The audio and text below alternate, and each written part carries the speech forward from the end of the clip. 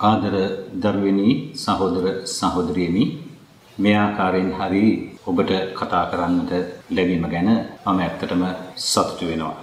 අපගේ මීසමේ පවුල් කිහිපයකටම කොවිඩ් රෝගය වැළඳිලා දැන් ඒ අය සුවය ලබා සිටිනවා. ඒ ගැන මම දෙවියන් වහන්සේට ස්තුති කරනවා. ඒත් අවාසනාවකට වගේ අපගේ මීසමේ 3 දෙනෙක් මේ රෝගයෙන් මරණයට පත් වුණා. අපි ඒ අයට එයාගේ ආත්මවලට නිත්‍ය සුවය ඉල්ලලා යාඥා කරමු. දුකටපත් වෙලා ඉන්න ඒ පවුල්වලට අපගේ සාතිශය සංවේගය මිසම් පවුලක් හැටියට මේ අවස්ථාවේ මම පුද කරන්නට කැමැතියි. මාතෘ දරුවනි සහෝදර සහෝදරියනි ඔබ දන්නවා රට විවෘත කළා. තවමත් මේ COVID-19 වසංගතය ඉවර වෙලා නැහැ. ඒ නිසා සෞඛ්‍ය උපදෙස් තාමත් හොඳින් පිළිපදමින් ආරක්ෂාකාරීව කටයුතු කරන්නට කියලා ඉතා ඕනෑකමින් මම ඉල්ලා සිටිනවා. මේ විදිහට ඇත්තටම ඔබට කතා කරන්නට අදහස් කෙරුවේ විශේෂයෙන්ම අපගේ දේවස්ථානයේ වාර්ෂික මංගල්‍ය ගැන ඔබව දැනුම්වත් කරන්නටයි.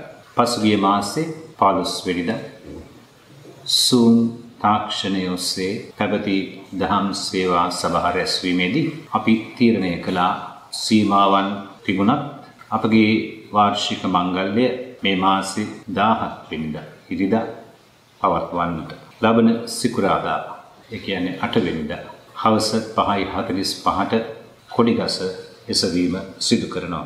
මේ අවුරුදු විශේෂයෙන්ම මේ යාඥාවේ භාවනාවේ කාලය තුල අපි පාතිමාප ස්වාමීදුවගේ මධ්‍යස්ථකම ඉල්ලමු මේ කොවිඩ් වසංගතයෙන් අප ජනතාව මුදා ලන්නට කියලා. ආදර දරුවනි සහෝදර සහෝදරියනි පනවා තිබෙන සීමාවන් නිසා නුවාන පූජාවලටත් අනෙක් සියලු කටයුතු වලටත් දේවස්ථානයට ඇවිල්ලා සහභාගී වෙන්නට පුළුවන් වන්නේ ඔබ දන්නවා ඊටාම සීමිත පිරිසකට පමණයි.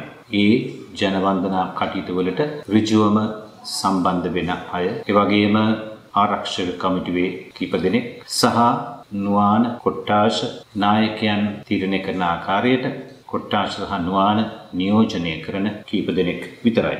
ඒ නිසා අපගේ මේසමෙන් වැඩි දෙනෙකුට සහභාගී වෙන්නට සිදු වෙන්නේ YouTube තාක්ෂණය ඔස්සේ. කොඩිගස ඔසවන මොහොතේ ඉඳලා 17 වෙනිදා මංගල්‍ය දිව්‍ය පූජාවෙන් පස්සේ පැවැත්වෙන පෙරහැර අවසානයේ අපි අපගේ මීසම් පවුල් කැපකිරීම කරලා ආශිර්වාද කරනවා. අන්න ඒ වෙනකන් සියලු දේ සමග YouTube තාක්ෂණය මගින් ඔබට සම්බන්ධ වෙන්නට හැකියාව සලස්වනවා. හෙට හෝ අනිද්දා දිනේ මම ඔබගේ කොට්ටාශ නායකයන්ට මේ අවුරුද්දේ අපේ මංගල්‍යයේ වැඩපිළිවෙලත් ඒ වගේම ඒ දවසට YouTube තාක්ෂණය ඔස්සේ සම්බන්ධ වෙන ලින්ක් එකක් WhatsApp message එකක් මාර්ගයෙන් එයාට යවනවා. කොට්ටාශ නායකයන් බලාපොරොත්තු වෙනවා ඒක ඒ කොට්ටාශයේ සියලුම පවුල් සමග ෂෙයා කරයි කියලා. ඔබගෙන් මා කාරුණිකව ඉල්ලා සිටිනවා කරුණා කරලා 8 වෙනිදා ඉඳලා මංගල්‍ය අවසන් වෙනකන් ඒ සියලුම දේව මෙහෙයන්ට දිව්‍ය පූජාවට ජපමාලයට සම්බන්ධ වෙන්න කියලා. මොකද මේක අපගේ මීසම් පවුලේ ඉතාමත්ම වැදගත් අවස්ථාවක් වන නිසා. මාතෘ දරුවනි සහෝදර සහෝදරියනි මේ අවසන් කරන්නට ඉස්සෙල්ලා තව කරුණු 3ක් ගැන විතරක් මම කැමතියි ඔබට මතක් කරන්න. පළමුවෙන්ම පාපොච්චාරණය. පශ්චාත්තාපික දිනයක් කියලා අපි එක දිනයක් මේ අවුරුද්දේ වෙන් කරන්නේ නැහැ. ඒ වුණත් ඔක්තෝබර් මාසේ 9 සිකුරාදා ඉඳලා උදේ වරුවේ හරි හවස් වරුවේ හරි ඕනෑම දවසක දේවස්ථානයට ඇවිල්ලා පාපොච්චාරණයක් කරගන්න. ගරු ප්‍රියනාල් පියතුමා ඒ වෙනුවෙන් එදිනවල දේවස්ථානයේ රැඳී සිටිනවා. ඒ නිසා ඒ අවස්ථාවෙන් ප්‍රයෝජනයක් ගන්නට කියලා මම ඔබට මතක් කරනවා. ඒ වගේම නුවාන දිනවල සඳෑන් මෙහෙය මංගල්‍ය සඳහා වෙන අවුරුදුවල වගේ අපි ඔක්කොටම එකට එන්න බැරි වුණත් ඔබ වෙනුවෙන් කොඩිගස ඔසවන දවසේ සඳෑන් මෙහෙය දවසේ ඒ වගේම මංගල්‍ය දවසේ ඔබව නියෝජනය කරයි ඔබගේ කොට්ටාශ නායකයන් ඔබගේ නුවාන නායකයන්. නමුත් ඔයගොල්ලෝ ඔක්කොටම පුළුවන්කමක් තියෙනවා මම කාරුණිකව මතක් කරනවා ඉල්ලා සිටිනවා මංගල්‍ය දවසේ පවුල් හැටියට පුළුවන් නම් ගොඩක් හොඳයි. එහෙම නැත්නම් තනිවම හරි දේවස්ථානයට ඇවිල්ලා පාතිමාප ස්වාමීදුවට හැගේ මධ්‍යස්ථකමින් ඔබ ලද වරප්‍රසාදයන් වලට ස්තුති කරලා ඔබලගේ පවුල් ඇයගේ රැකවරණයට බාර කරන්න කියලා. අපිට විශාල සංඛ්‍යාවක් හැටියට දේවස්ථානයේ ඒකරාශී වෙන්නට හැකියාවක් නොතිබුණත් වෙන්වෙන්ව පවුල් හැටියට එහෙම එන්නට පුළුවන්කමක් තියෙනවා. අවසන් වශයෙන් මේ අවුරුද්දේ අපි මංගල්‍ය වෙනත් අවුරුදුවල වගේ උත්සවශ්‍රීයෙන් සංවිධානය කරන්නට බලාපොරොත්තු වෙන්නේ නැහැ. ඒ නිසා අපිට විශාල මුදලක් ඒ සඳහා අවශ්‍ය වෙන්නේ නැහැ. නමුත් යම් යම් වියදම් තියෙනවා අප විසින් දැරිය යුතු. මේ අවුරුද්දේ අපි කවුරුත් ඉතාමත්ම ආර්ථික වශයෙන් අමාරු අවස්ථාවක ඉන්නේ. ඒ ගැන මම හොඳ අවබෝධයෙන් ඉන්නවා. ඒ නිසා මේ මංගල්‍ය අපිට කරන්නට තියෙන මේ වියදම් ප්‍රමාණය අඩු වුණත් ඒවා අපි පියවා ගන්නට කැමති අයට, පුළුවන් අයට මම ආරාධනා කරනවා. ඒ සඳහා ඔබගේ දායකත්වය අපට ලබා දෙන්න. ඔබගේ කොට්ටාශ නායකයන් හට ඒ දායකත්වය ලබා දෙන්න. ඒ සියලු දෙනාට මම විශේෂයෙන් ඒ වෙනුවෙන් ස්තුති කරනවා, අගය කරනවා. අවසන් වශයෙන් මේ සියලු කටයුතු වලදී උදව් වෙන සියලු දෙනාට මා මේ මොහොතේ පොදුවේ ස්තුති කරන්නට කැමැතියි. ඔබ සියලු දෙනාට විශේෂයෙන් අපගේ නුවාන සමය අධ්‍යාත්මිකව ඵලදායි දේවර ප්‍රසාදය අත්දකින කාලයක් වේවා කියලා ප්‍රාර්ථනා කරනවා. පාතිමාවේ අප ස්වාමීදුවගේ මධ්‍යස්ථ කමින් දීපියාණන් වහන්සේගේ පිහිට රැකවරණය ලබන සුව මංගල්‍යයක් ප්‍රාර්ථනා කරන්නටත් මම මේ අවස්ථාවක් කරගන්නවා. ජේසු පිහිටයි. My dear children, brothers and sisters, I'm glad that at least I'm able to address you this way. I must tell you, some of our parishioners were infected with COVID-19 and most of them recovered. And I thank God for that. Unfortunately, 3 of them died of COVID. Let us pray for the repose of their souls, and I offer my deepest sympathies and on behalf of the parish to the bereaved families.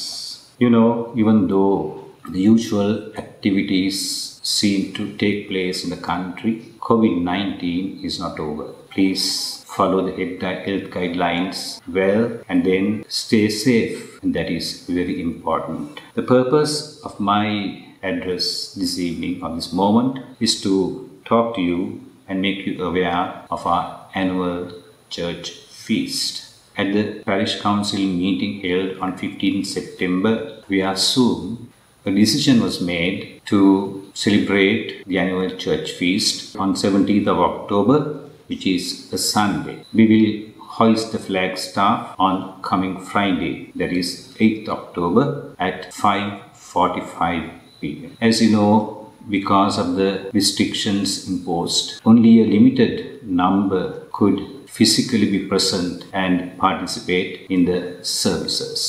That number and who will be present, all that will be decided by your zonal leaders and novenas leaders. We will have a few who will directly involve themselves in liturgy, in security, and those children who will attend to this YouTube, and there will be few others who will represent the souls. Most of us in our parish will have to then join through the YouTube from the moment of the hoisting of the flagstaff till the end. That is, we will have the procession on the feast day after Mass, and then at the end of it, we will have the blessing of the parish family. Until that moment, everything will be live on YouTube. And I invite you very humbly to join the YouTube and join the parish family, because this is a very important event of our parish family. I will send a WhatsApp message to all the zonal leaders either tomorrow or day after, mentioning the program of the feast and also giving all the links through which you could join the rest of the parish family through YouTube. I hope the zonal leaders will share that message with all the families in their zones. My dear children, my dear brothers and sisters, before I conclude, let me remind you of 3 very important things. Firstly, about confession. This year, we will not have a penitential day as such. Though we don't have a penitential day, you could always make your confession. You could come to church from 9th October during the day, either in the morning or evening, and make your confession. Father Priyanal will be available to hear your confession. Secondly, I would like to remind you that though we can't gather in church